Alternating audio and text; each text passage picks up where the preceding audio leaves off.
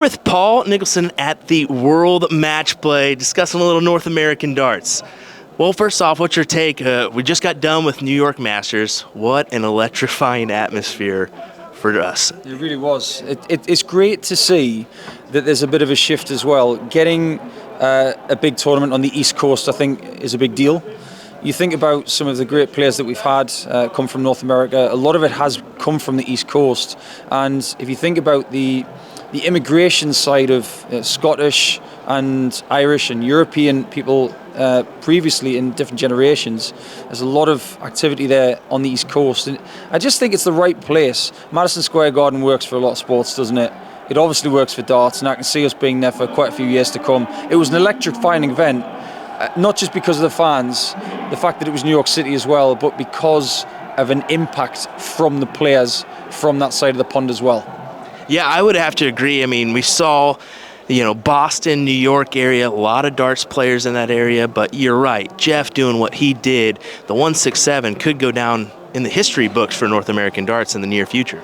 Well, we're in a place where North American darts had a big moment in 1994 when Larry Butler hit tops against the favourite Dennis Priestley. And was that moment felt the way it should have been? Probably not. And as far as big moments for North American darts, Paul Lim was representing the United States when he hit a 9-darter in 1990. A lot of people forget about that. He was wearing a USA shirt. But sometimes for things to progress, you need more big moments. Jeff Smith making the Lakeside final was a big moment. Was that capitalised on? Probably not. But now, with the help of the PDC, I think these moments are going to be capitalised on going forward. And you've spent some time in the Canadian-American area. What did you think of your time there? Canada's one of my favourite countries, and I'm actually going there in 3 weeks. I'm going to go over to Vancouver Island for a bit of a break, get away from darts for a week or so. But if it wasn't for Canada, I wouldn't have met some of the friends that I have. I had the chance to go and visit Jeff in New Brunswick, to go to PEI on the East Coast, and I've been to Ontario many, many times. I've been to Atlanta, I've been to Columbus, Ohio, Los Angeles, all over the United States as well.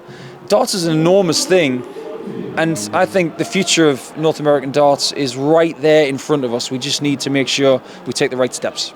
I agree. I think if we capitalize on that market, it can only mean bigger things for us as a whole. More money involved, more money for the players. Any final thoughts? I don't think we should try and compete with the likes of the NFL, MLS, baseball, basketball. Darts is not trying to compete with soccer in the UK. It's trying to be its own entity. It's trying to get its own fan base. And I think that's what North America needs to do. Canadians should never compete with hockey. They should make darts its own little thing. It is a bit of a cachet sport. I tell you what, the amount of a following that we have in North America, it's time it was heard. That's amazing. Thank you for your time, Paul. We appreciate it. You're welcome. Great to speak to you.